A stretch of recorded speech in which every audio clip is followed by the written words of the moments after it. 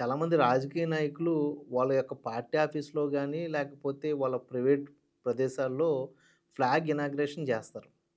అయితే దీంట్లో మన తెలుగులో ఉన్న రాజకీయ నాయకులు అందరము కూడా ఆల్మోస్ట్ ఫ్లాగ్ ఇనాగ్రేషన్ అయితే చేస్తారు. ఇది మతాలకి, కులాలకు సంబంధించింది కాదు. ఇది మన దేశానికి సంబంధించిన విషయం కాబట్టి ఖచ్చితంగా రాజకీయ నాయకుడిగా ఉన్న ఏ వ్యక్తి అయినా చేయాలి.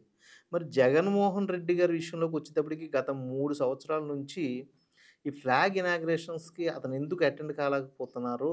లేకపోతే మరి దేశం ఆయనది కాదనుకుంటున్నారో నాకు అర్థం కావట్లేదు.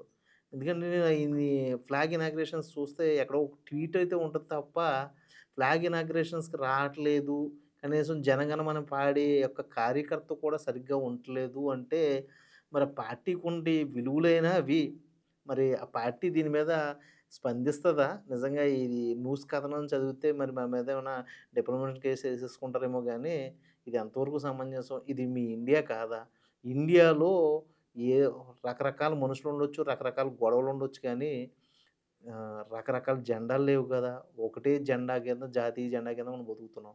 అటువంటిది మీరిలా జాతీయ జెండాకి కూడా ఇనాగ్రేషన్‌కి రాకపోవడం అనేది మన దేశాన్ని అవమానిస్తున్నట్టుగా అనేసి చాలామంది అనుకుంటున్నారు సోషల్ మీడియాలో. మరి ఇది మీ దాకా చేరిందో లేదో నాకు తెలీదు కానీ, చేరితే వైఎస్ఆర్‌సీపీ కార్యకర్తలు ఏమనుకుంటున్నారో కామెంట్ రూపంలో తెలియజేయండి.